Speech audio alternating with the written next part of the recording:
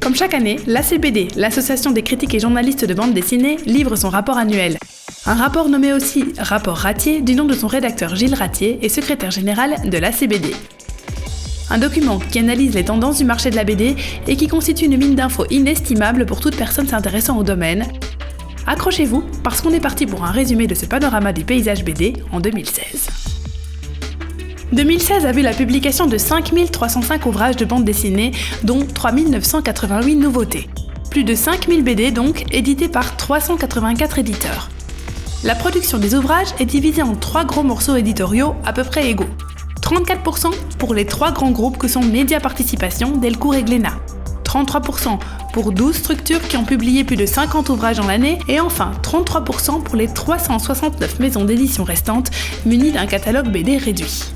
384 éditeurs BD sur une année, cela reprend 139 nouvelles maisons.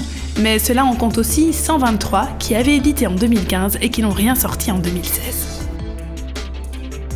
Comme dans toutes les autres industries culturelles, seuls quelques titres réalisent l'essentiel du chiffre d'affaires. Ainsi, sur les fameux 5000 titres parus en 2016, seulement 95 ont été tirés à plus de 50 000 exemplaires. Les 3 premières BD avec le plus gros tirage sont le tome 7 de Lucky Luke, le tome 24 de Blake et Mortimer et le tome 7 de Lou. En comics, Walking Dead est toujours très loin devant, et les 3 séries manga sont One Punch Man, Key and He et Naruto. Rappelez-vous, j'ai parlé de plus de 5000 ouvrages publiés, dont quasiment 4000 nouveautés.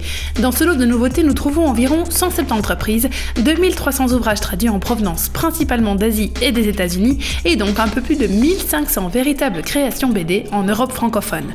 Un paquet de titres dont la production se répartit toujours dans 4 genres assez distincts, les séries asiatiques, la BD franco-belge, les comics et les romans graphiques. Pour créer tous ces beaux ouvrages, la BD ne serait évidemment rien sans ses auteurs, dessinateurs, scénaristes et coloristes. 1600 auteurs européens de BD francophones ont réussi à publier au moins un album en 2016, dont 1400 auteurs répondent aux critères suivants: avoir au moins 3 albums disponibles au catalogue d'éditeurs bien implantés et un contrat en cours ou un emploi régulier dans l'illustration ou la presse. Malheureusement, ces conditions ne sont généralement plus suffisantes aux auteurs pour pouvoir vivre de leur métier décemment, beaucoup d'entre eux devant accepter d'autres travaux dans divers domaines pour survivre. La bande dessinée numérique, quant à elle, peine toujours à trouver ses marques sur le marché francophone, alors que son offre est l'une des plus disponibles dans la littérature, avec 80% des nouveautés et 70% du fonds récent. Une offre proposée par un nombre limité de distributeurs spécialisés qui se disputent ce marché restreint, dont Isneo, Comixology, BD Buzz ou Second City, à côté des grands opérateurs internationaux que l'on connaît tous. Enfin, parmi les auteurs de BD chanceux, il y a ceux dont les œuvres servent de base à des films, dessins animés ou jeux vidéo. Ainsi, en 2016, ce sont 24 bandes dessinées qui ont été adaptées en 5 films et 19 dessins animés. Et l'inverse est également vrai, puisque 184 œuvres littéraires ont été adaptées en BD et que 97 ouvrages dépendent de licences issues du cinéma ou du jeu vidéo. Voilà pour le rapport 2016 de l'ACBD. Je vous laisse digérer ces précieuses informations et vous rappelle que le Festival international de la BD, c'est du 26 au 29 janvier à Angoulême.